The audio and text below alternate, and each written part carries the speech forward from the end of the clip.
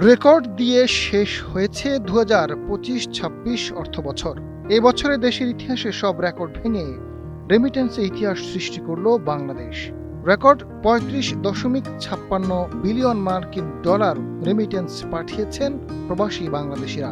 দেশের ইতিহাসে এক একক বছরে এটি এখন পর্যন্ত সর্বোচ্চ প্রবাস আয়ের নতুন রেকর্ড। বাংলাদেশ ব্যাংকের তথ্য অনুযায়ী সদ্য সমাপ্ত ২০২৫-২৬ অর্থবছরের জুন-জুলাই ১২ মাসে দেশে বৈধ চ্যানেলে মোট রেমিটেন্স এসেছে ৩,৫৫৬ কোটি ২০ লাখ মার্কিন ডলার বাংলাদেশি মুদ্রায়, যার পরিমাণ ৪,৩৮,১২৮ কোটি টাকার বেশি। দেশের ইতিহাসে একক অর্থবছরে এত বেশি রেমিটেন্স এর আগে কখনো আসেনি। আগের বছরে রেমিটেন্স এসেছিল ৩,০৩২ কোটি ৯০ লাখ ডলার, অর্থাৎ এক বছরের ব্যবধানে প্রায় আয় বেড়েছে ৫২৩ কোটি ৩০ লাখ ডলার বা ১৭.৩%।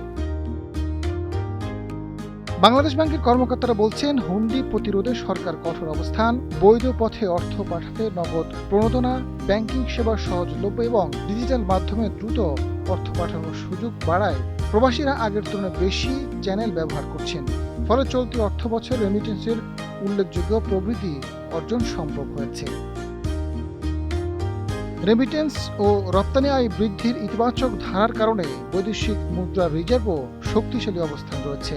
বাংলাদেশ ব্যাংকের সর্বশেষ তথ্য অনুযায়ী দেশের মোট বৈদেশিক মুদ্রা রিজার্ভ বেড়ে দাঁড়িয়েছে ৩৭.৫৬ বিলিয়ন ডলারে। আর আন্তর্জাতিক মুদ্রা তহবিলে IMF BPM ৬ পদ্ধতিতে নিট ব্যবহারযোগ্য রিজার্ভ হয়েছে ৩২.৯ বিলিয়ন ডলার। আজাদ ফারুক, সময়ের আলো।